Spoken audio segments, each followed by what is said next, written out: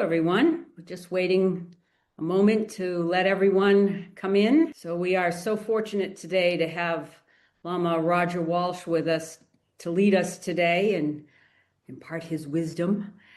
And Suzanne last week made a nice pitch for his podcast, so maybe he'll speak about that, but check out his podcast, very informative and insightful, and he is here with us today. So I will turn it over to you, Lama. Well, thank you very much, Manla. Good morning, everyone. Yeah, a gift to be together and a gift to be able to practice together, as always. Maybe we can just take a couple of breaths and just fall into the present moment. And notice that there's absolutely nothing that has to be done to rest in the moment.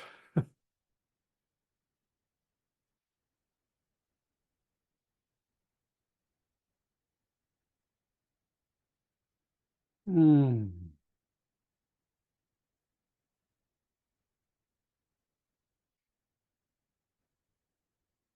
Ah.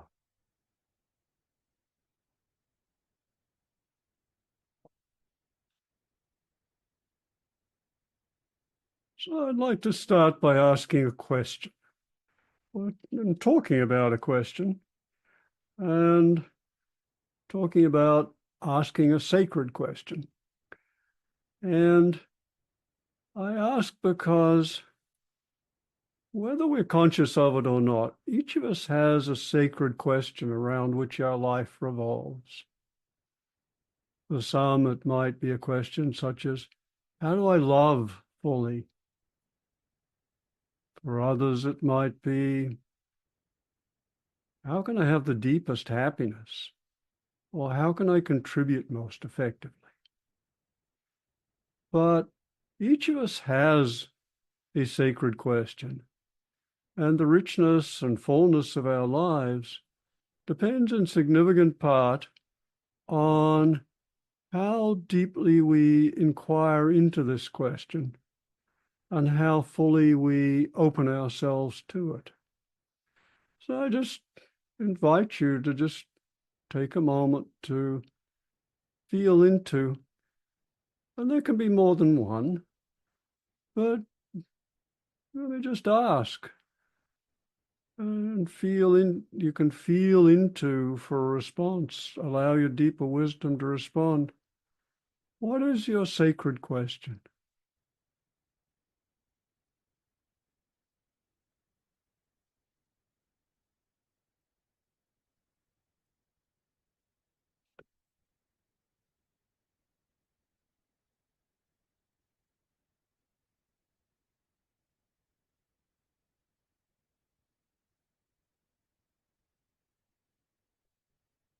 Yeah.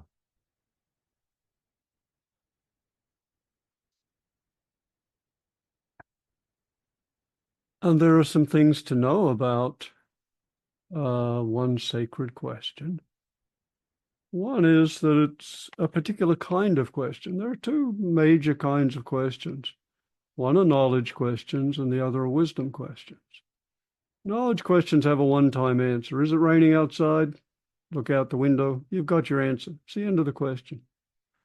But wisdom questions are more like koans, and that each time you ask them, they have the potential for taking you deeper into the question, deeper into yourself, and deeper into life. So your sacred question is a wisdom question to which there's no final answer. And you may find that over time, it changes or enriches or deepens in some way. So just being aware of one's sacred question and holding it in awareness periodically is a useful practice by itself. And so I invite you, maybe now or later, just write down what comes up for you as your sacred question and just periodically ponder it.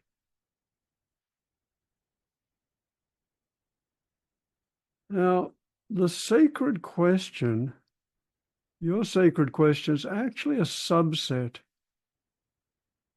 of a still deeper question. And the still deeper question, which is probably a universal question, is what is the greatest good you could aspire to or wish for yourself? What's the greatest good that you could wish for or aspire to for yourself?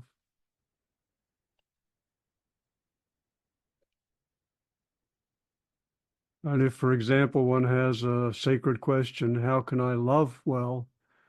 Then one has made the assumption, a very good assumption, that loving is a really fundamental way of aspiring to the highest good.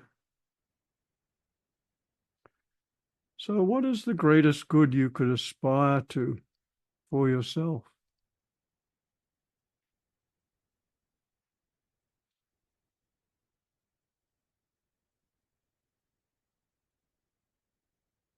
And as you reflect on that, think about it and realize that, well, yeah, it'd be really nice to have that or be that. But it'd be even nicer if everyone had it and was it. That just as you think about it, it's like, well, yeah, it'd be great if I was really deeply loving, or if my life was, if I became a superb instrument of service to help and heal others. But it'd be even better if everyone else had that too. If everyone else could be loving and happy and joyful. So you realize that whatever you most deeply want for yourself, whatever you think the greatest good you could possibly have for yourself, it'd be even better if everyone else had it. And in doing so, you have rediscovered for yourself the bodhisattva aspiration, which is the central aspiration or prayer or desire of our Tibetan Buddhist tradition, our Dzogchen tradition. And that bodhisattva aspiration is the result of centuries of really wise, profound men and women thinking very deeply about these questions.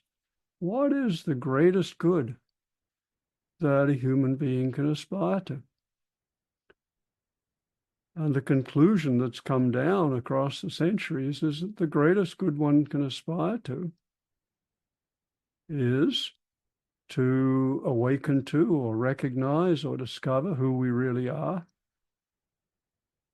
to cultivate qualities, beneficent qualities such as love and compassion and empathy and joy, and to become optimal instruments for the awakening and welfare of everyone, of all beings. And it's premised on a number of things. One is that, as is recognized or emphasized in our tradition and across the world's contemplative traditions, that the recognition of who and what we are is fundamentally and profoundly satisfying. And it's at bottom, it's that which we are searching. And so to discover that for ourselves and help others discover that is the best use of a human life, we're told. So this is the bodhisattva aspiration, and if we just chant it or read it, it can sound a bit intimidating, but when we actually reflect on what we most deeply want and what everyone most deeply wants, it turns out to be not common sense, but basic sense. It just makes sense. So maybe, Menla, you could put up the Bodhisattva aspiration for us, and we could read that. There we are. So, in Buddha, Dharma, and supreme spiritual community, we go for refuge until fully enlightened by the power of all six perfections, from generosity to non-dual wisdom. For the sake of all beings, may we realize Buddhahood. So until we wake up, the question perennially is, well, what can I trust? Where can I go to really get good guidance about what's really worth doing in life? And the recommendation is we go to those people who are more mature than we are, idealized as the Buddha. We go to the Dharma, the way things are, the fundamental reality, the truth, which is we find in ourselves and in living fully well. And we go to our peers, people who also share this aspiration and commitment. And we practice. And we talk about the six perfections, cultivating qualities such as generosity and ethicality and forbearance, concentration, wisdom. These qualities of heart and mind, which have been found to be conducive to living the fullest and most satisfying and contributory possible life, and for waking us up. And we do it for the welfare and awakening of all, for the sake of all beings. Yeah. So that's our aspiration as we practice.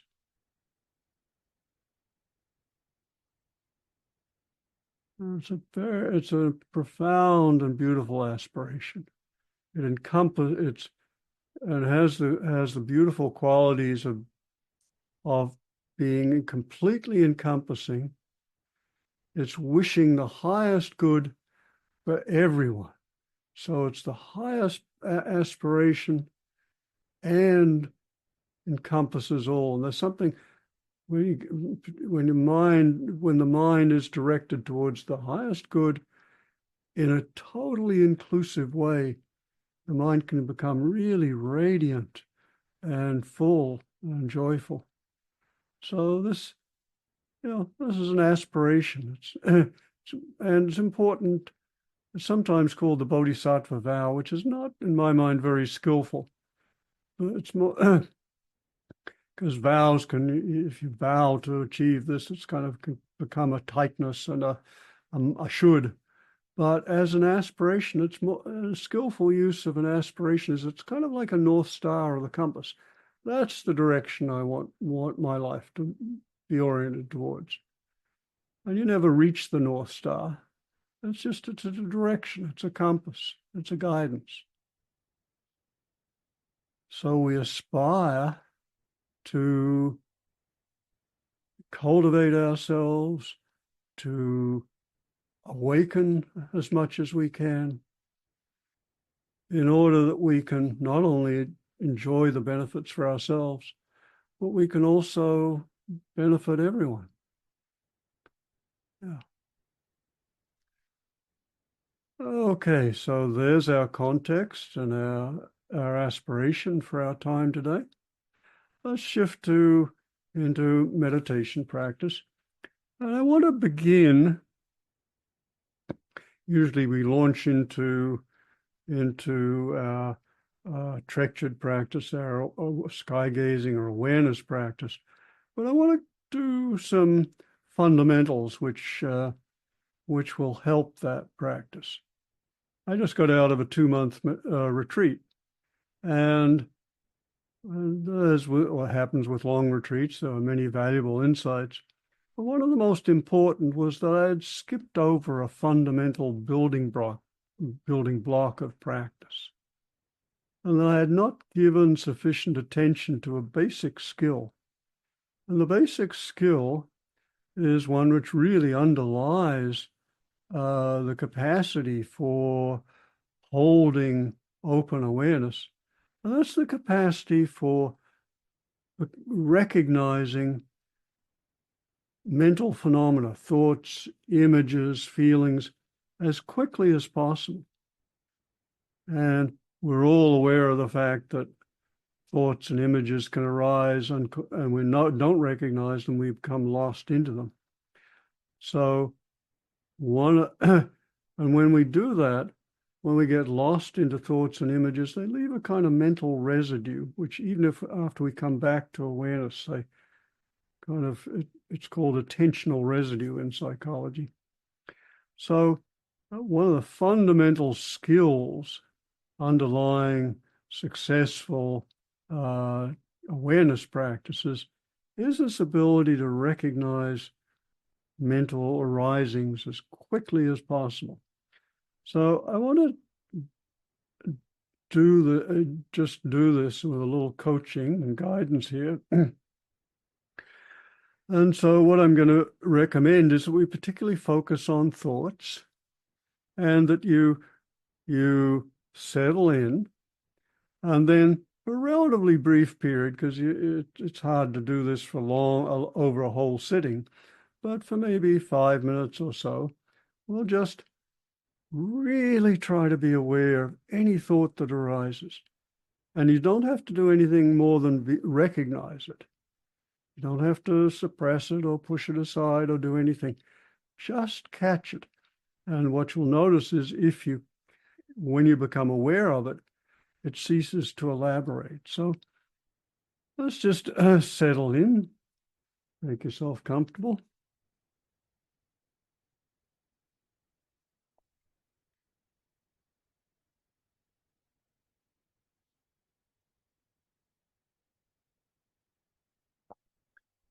And maybe take a few slow, deep breaths to begin.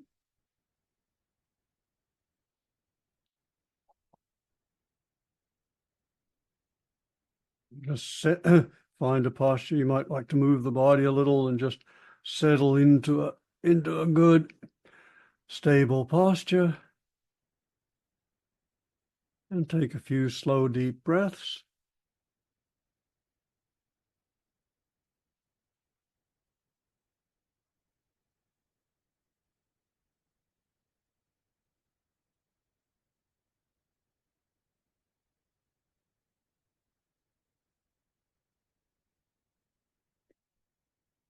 Breathing in and letting the air fall out.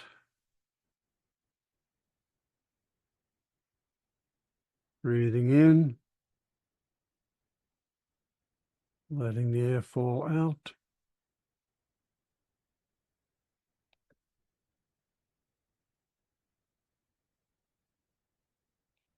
And as you do, just notice that the breathing in is active, but the exhalation can be just a letting go. So breathe in and let go. And then turn attention inward. And for this, you can have the eyes closed or maybe partly open. And for the next few minutes, see if you can catch any thought that arises. And thoughts arise as words in the mind. They're a kind of inner speech. So just see if you can catch them as they arise. Now, what you want is to be really alert, but no strain. So really alert, present, not straining, not tightening, but really alert. And just notice, look for any thoughts.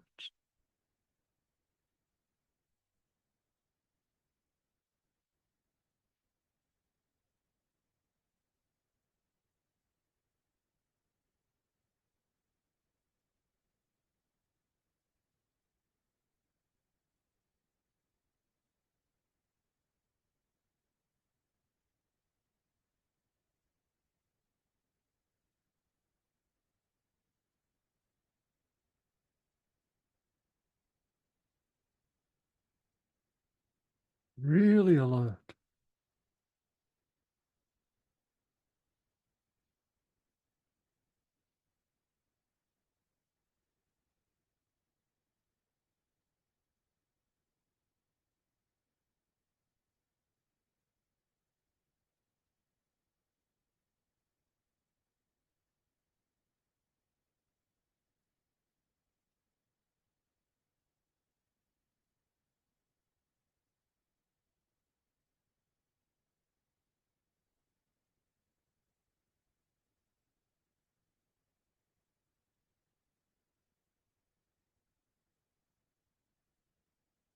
And if you get lost into thoughts or fantasies, just relax back into the present moment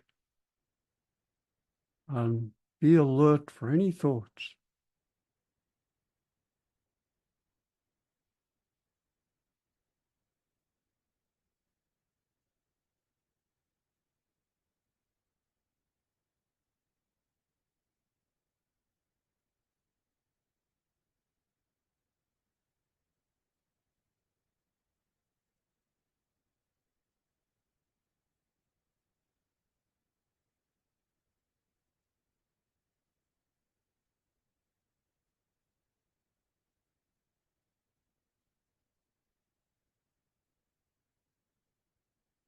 No strain,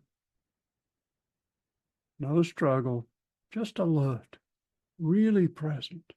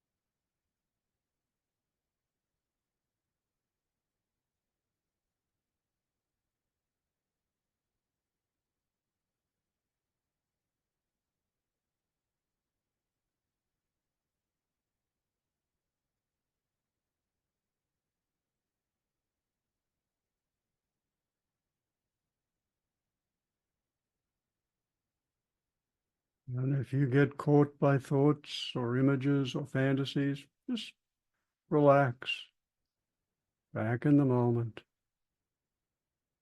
Just see if you can notice any thoughts as they arise.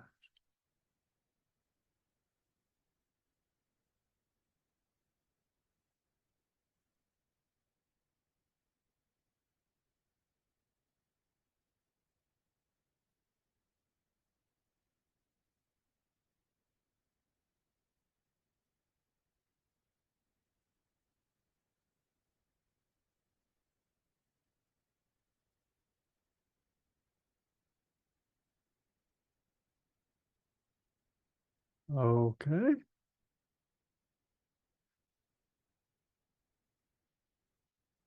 so several things. First, this is a skill, it's a practice, like all meditations. And it's a really fundamental question, a fundamental practice. It's really a building block for a lot of other meditative skills. And So what you're doing here is you're trying to just notice thoughts as soon as they arise. And as you do, you begin to become aware of the way thoughts appear in the mind. And you may have noticed that before you get a full thought, that the first thing you can possibly catch is just a sense of movement in the mind. There's just this little movement, flash. And if you catch that, it doesn't even elaborate into a full thought. And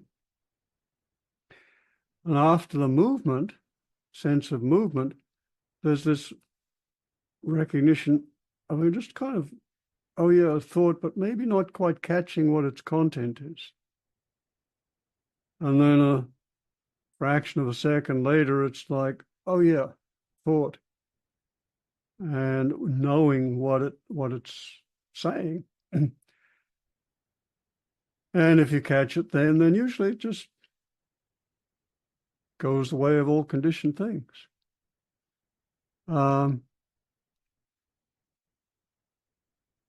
Let's see, I'm just noticing a message there.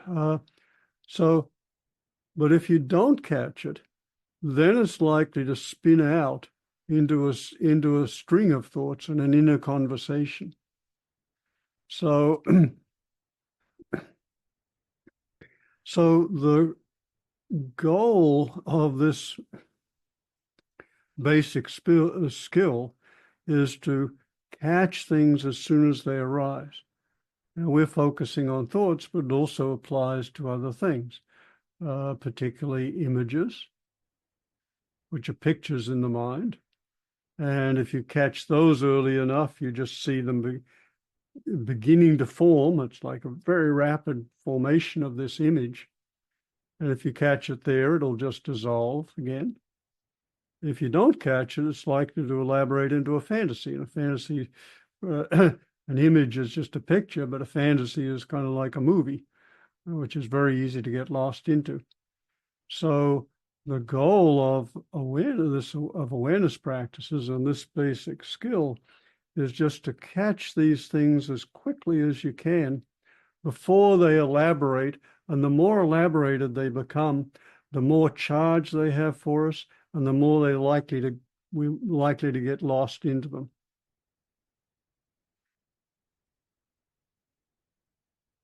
So by catching things quickly, we prevent them elaborating, we prevent them taking over awareness, and we are much less likely to be hypnotized by them. And it literally is a hypnosis.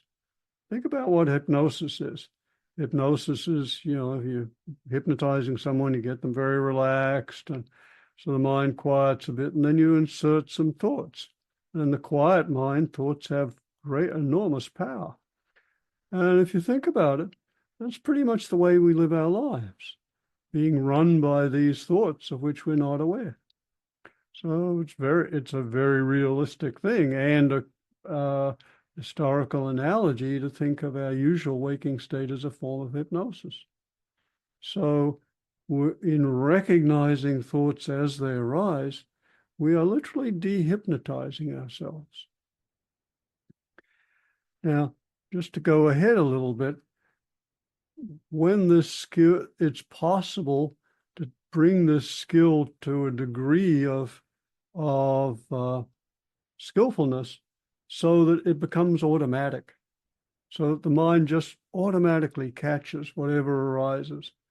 And then then awareness is a couple of things. One, it's very clear, and it's also what is translated as fresh, meaning it doesn't have the residue of thoughts and images and things which kind of leave a little trace. And one of the things I invite you to notice is as a thought or image or fantasy or inner dialogue arises, after you become aware of it and come back, you may notice there's this little residue of kind of contraction or tension, it leaves a residue and can take a little while for that to settle out.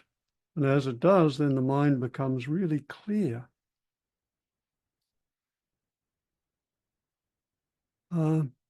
Okay, so now I'm going to invite you to do this again, but this time I'm going to invite you to see if you can catch thoughts or images or emotions, whatever, any arisings, as quickly as possible. Okay, so if you can see if you can just notice any movement of mind that is a prelude to a thought or image arising, or an emotion. Emotions are more subtle and they tend to come in more slowly, but you may catch those too as feelings. Okay, so I'm going to invite you now just to again take a moment to relax. And, and if you wish, you might want to do this one. You can do it with eyes closed, eyes open, whatever you like, but you might like to do it with eyes open as a practice. So it's clearly a foundational practice for our open awareness practice. Because when we're doing the open awareness, when we're just resting in awareness, we have our eyes open, we're opening to the full field of awareness and information. And simultaneously, we're wanting to catch any mental phenomena that arise prior to their elaboration and prior to their catching us. Okay, so first off, just take a moment to relax.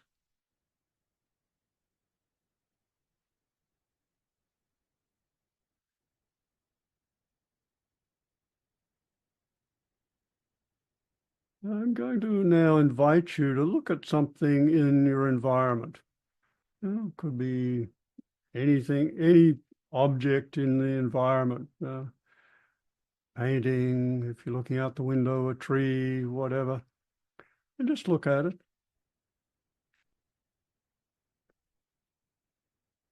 And now really look at it. Really pay close attention.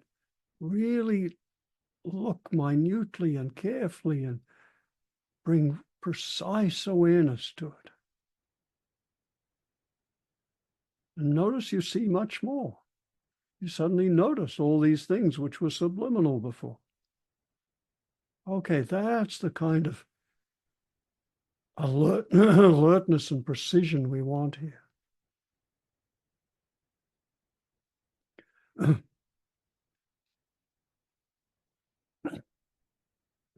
So when you're ready, just settle in. Take a moment to relax. And just see if you can see for the next few minutes if you can catch thoughts or any other mental phenomena that arise as early as possible in their arising. And bring that alertness and clarity that you brought to the object to your mind. So you're really alert and present.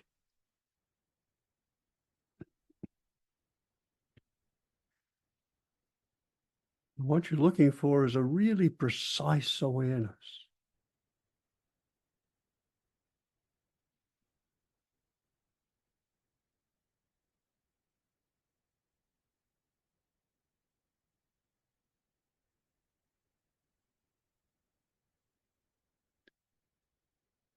No strain,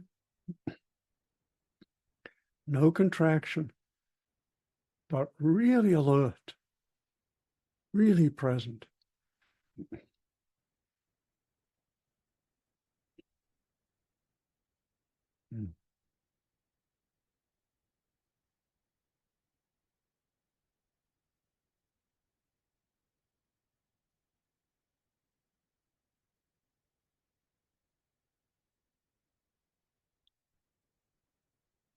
Noticing whatever arises as sensitively and quickly as you can.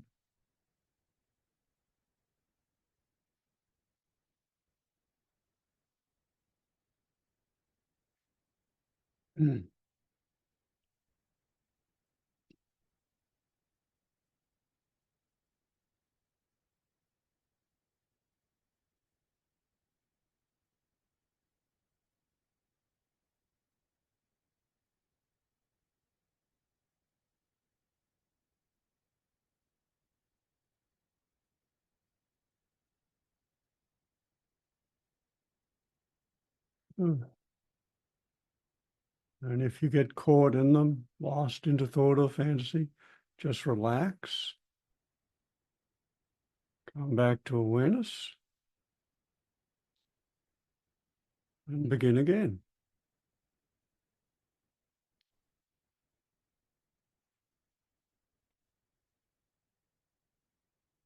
Beauty of our practice is we can always begin again.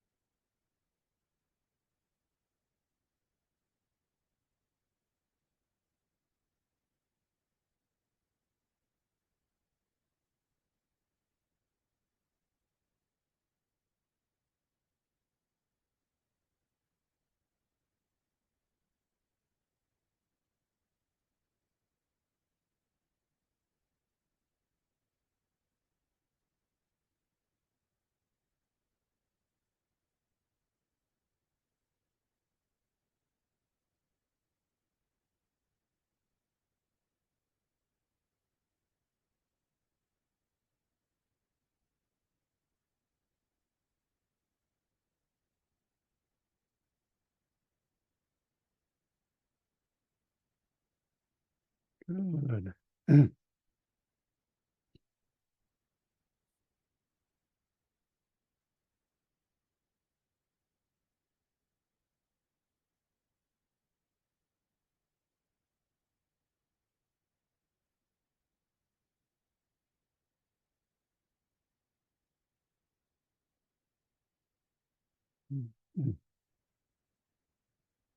Good. So this is this is an invaluable foundation practice, but and you may want to do it at the beginning of sittings for a few minutes. It's not something to do usually for a long time because uh, it it can be tiring, but as part of your opening practice, it can be great. And again, it's a skill. Meditations are skills. And meditation consists of a family of skills, actually, as we recognize. And ideally, we build individual meditative skills, catching mental arisings, concentration, penetrating insight, etc. We build those, and then they summate into a steady, deep practice. So let's now take this, and I invite you to think of, as we'll do another sitting, we'll open into our awareness practice now.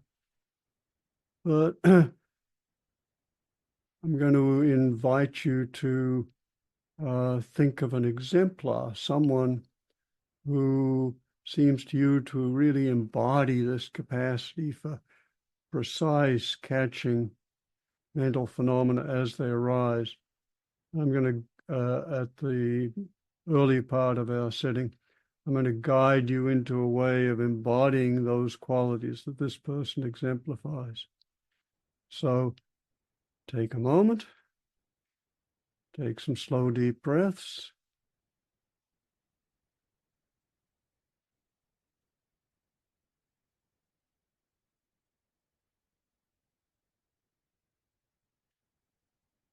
Settle into the moment.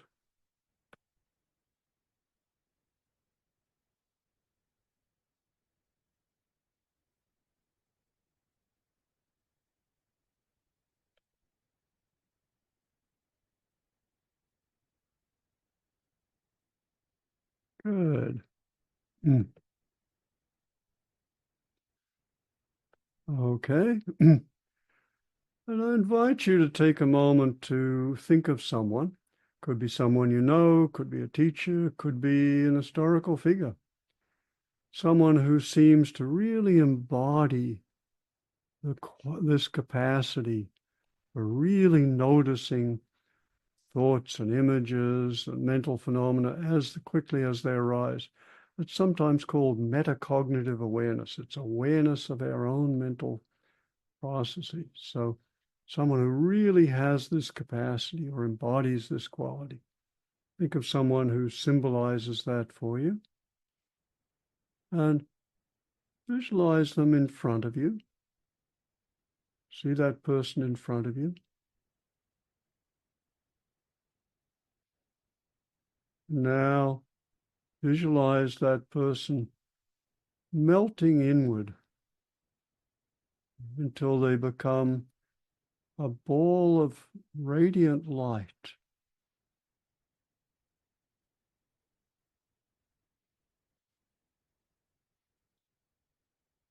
And then visualize that light coming up and over your head, then coming down through the central channel, through the spinal area, until it comes to your heart and radiates out through your body-mind, filling your body-mind so that you are now imbued with this quality and capacity for recognizing mental phenomena clearly and precisely and quickly.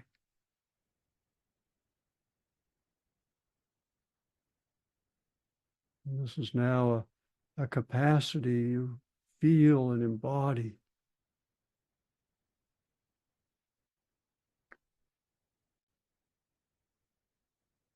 And then open your eyes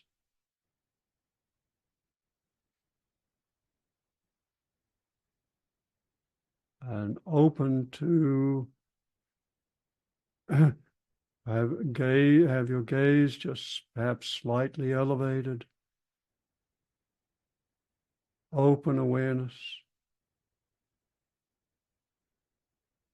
Open to full environment so that you have a sense of awareness. You have awareness of the body. You have awareness in front and behind and at the sides, above, below. Notice awareness is 360 degrees.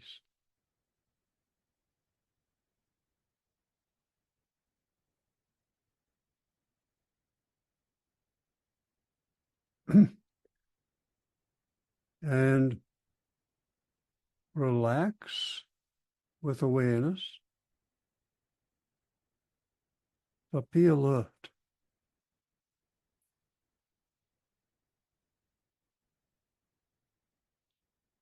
And just as you were really alert when you were looking at the object as carefully as you could, see if you can bring that alertness to this moment with your 360-degree awareness. So it's not just ordinary awareness, but it's awakened awareness, alert, clear, bright.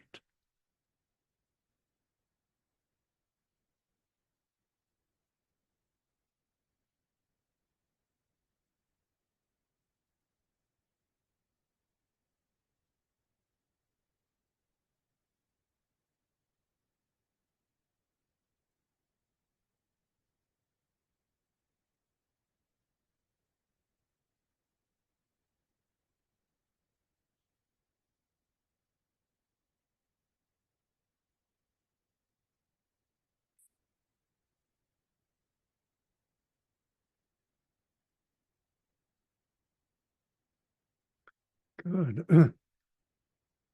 So it's a relaxed alertness.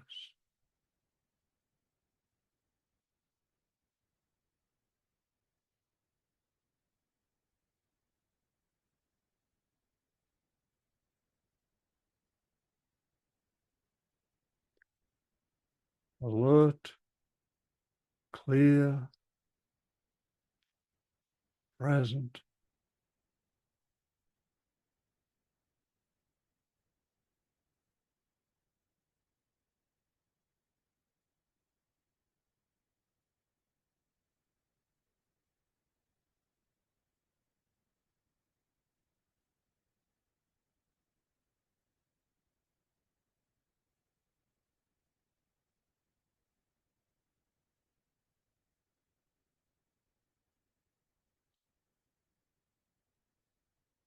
And with a part of that awareness,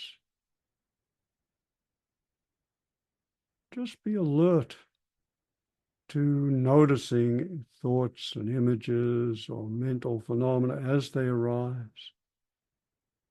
So open, clear awareness, but alert to anything that arises in that awareness so that you don't get caught by it.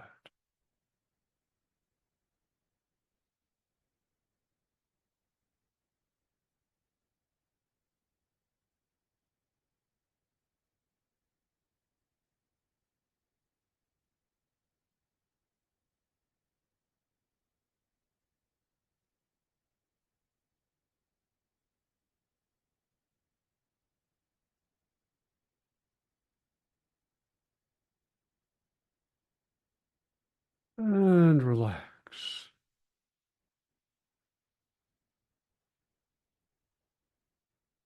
With alertness.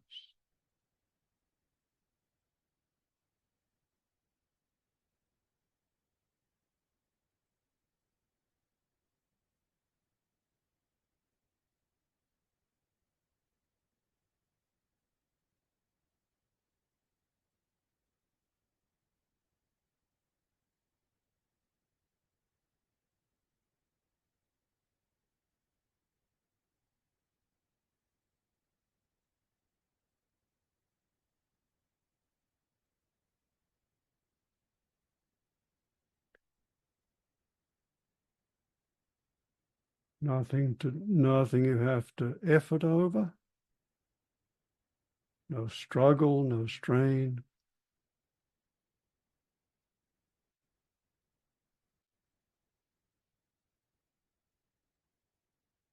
Just really present.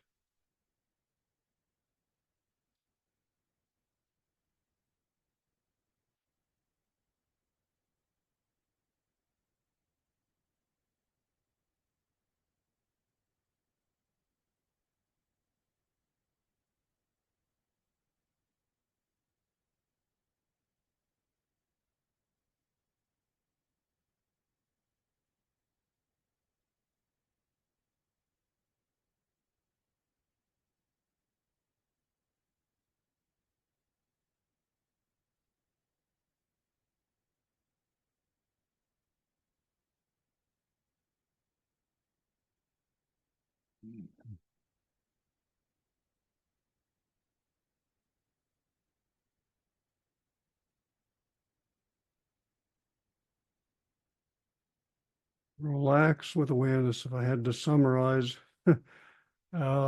sky gazing practice in a few words, it would be relax with awareness.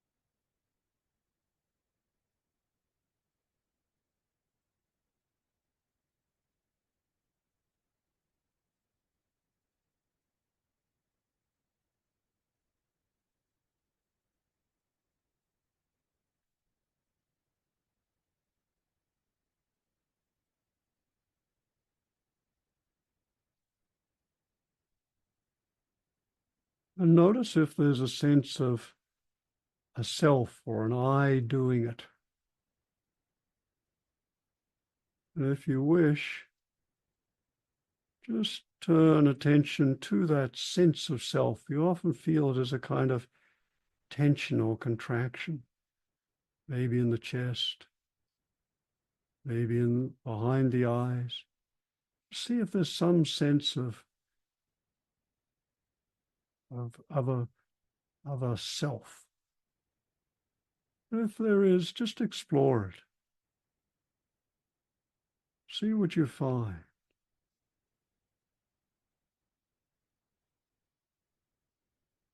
And what you'll probably find is a sense of some subtle contraction, some tension, but no actual self.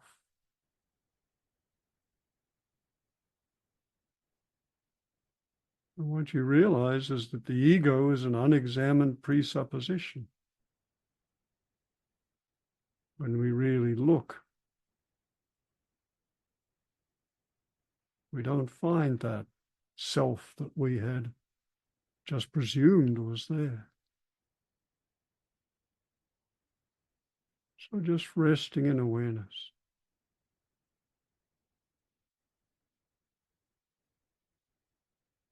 And resting as awareness.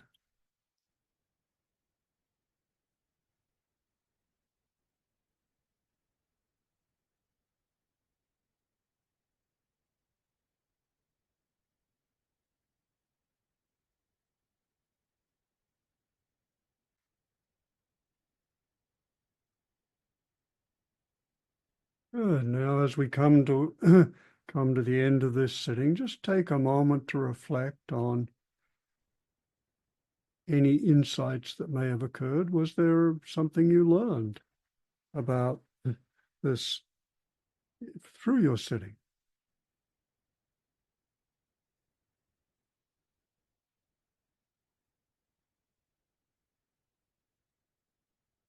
And was there something you learned about how to meditate?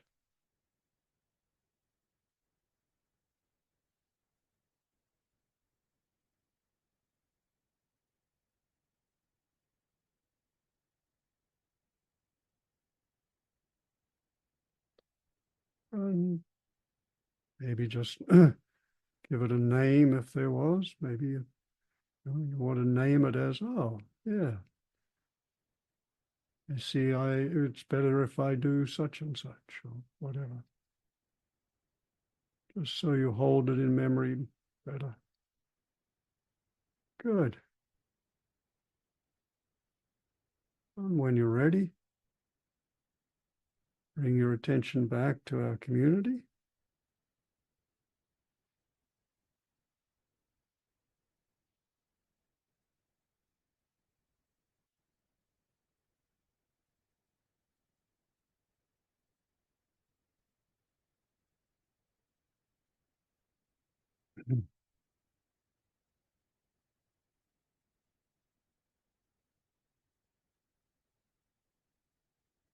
So we today we first explored what we most deeply aspire to. We looked for our sacred question,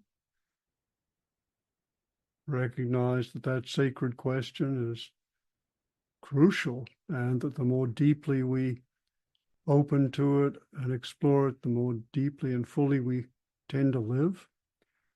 We realized that that sacred question is a subset of a deeper question, like what is the best possible thing that I could aspire to or wish for myself?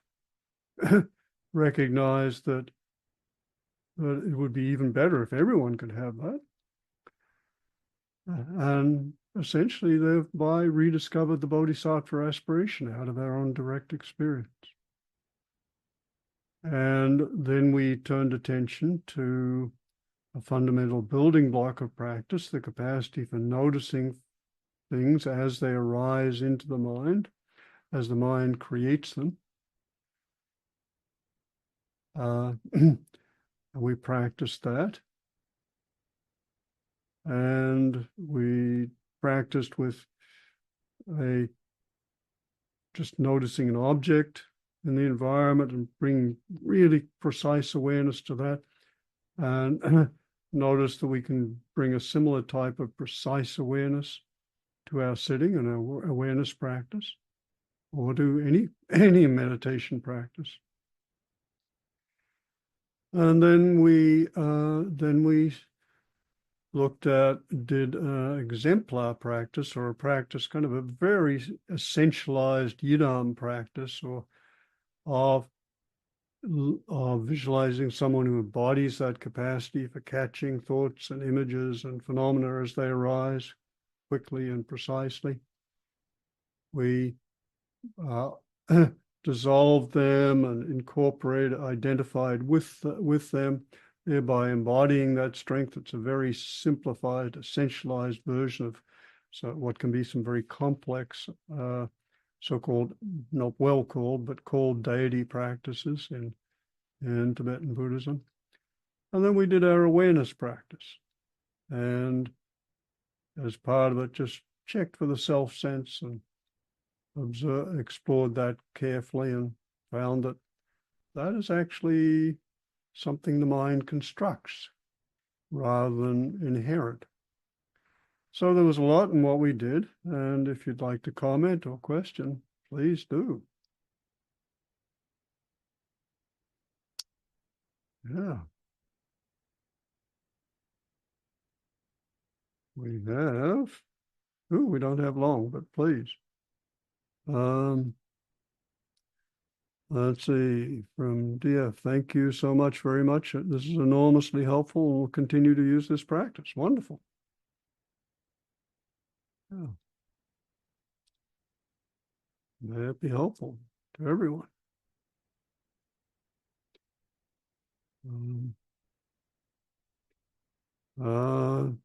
Gretel Bach sending us a nice heart. Thank you.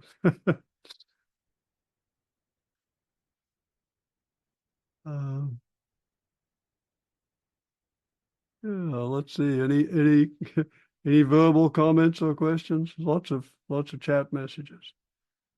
My thoughts seem to be. I missed that. Let's see if I can find it again. Menla, can you read that question? My thoughts seem to be tied to clinging. I want to know. I want to know what is going on. Okay. Yeah, any attachment will generate activation, will activate the mind. So, and wanting to know, curiosity can be a very valuable quality. But if we have to know, then it becomes a problem. And then we kind of try to keep stuff around so we can find out what the hell it is. And so just and again, with clinging, with other stuff, the beauty of the awareness practice is you don't have to do anything. You just notice it. And the mind and awareness has this incredible capacity of being self-healing. And when you bring awareness to experience, what you find that is that the mind is self-healing, it's self-actualizing, that is, it tends to develop and mature, it's self-transcending, it tends to transcend the stuff that arises, and it's self-liberating, so that awareness has these incredible healing and contributory processes. So, yeah, very, very profound. Let's see, Menla, we're approaching the end of our time. Is there anything else in there? Things have gone by too quickly for me to catch. Yeah, one more. When we have a thought that we find pleasant or helpful to explore in life, more so than meditation practice, how do we think about giving it some fuel? it also feels like the basis of creativity. Yeah. Let's see. Yes. Uh, some thoughts are definitely worth reflecting on. Conscious reflection. Probably the best thing to do is if you're doing a practice, doing your awareness practice, to do the awareness practice. And just do that, but note the thought, and then afterwards give it some reflection. Think about, reflect on it, journal about it, talk with other people about it. Yeah, thoughts can be incredibly creative, but the general principle is do one thing at a time. Don't try to get into a reflection session during a sitting. Um, let's see, we're coming towards the end of our time. Uh, let's see. So let's take a moment for gratitude, just to be grateful for the extraordinary opportunity and privilege of having these practices and this community and having this time to be able to be together. And then let's offer the benefits. Let's share, cultivate the aspiration that everyone could be as fortunate as we are. So may all that we have experienced and shared and enjoyed and learned together, may it all serve our well-being and awakening and enable us to best serve the welfare and awakening of all. Have a wonderful day, have a wonderful week, and Menla and the team will be bringing you another practice next week. Thanks so much. And please, if you want to support the Dzogchen Foundation's work, wonderful. But have a wonderful everything. Okay. Thank you. Thanks so much, Lama Roger, and I hope all of you will practice what he taught us. Join us again next week. We have another special guest. Nettie Haubin's going to be leading us, another longtime friend of Lama Surya's and a very experienced meditator. So come back next week and see us. Take care, everyone. Thank you.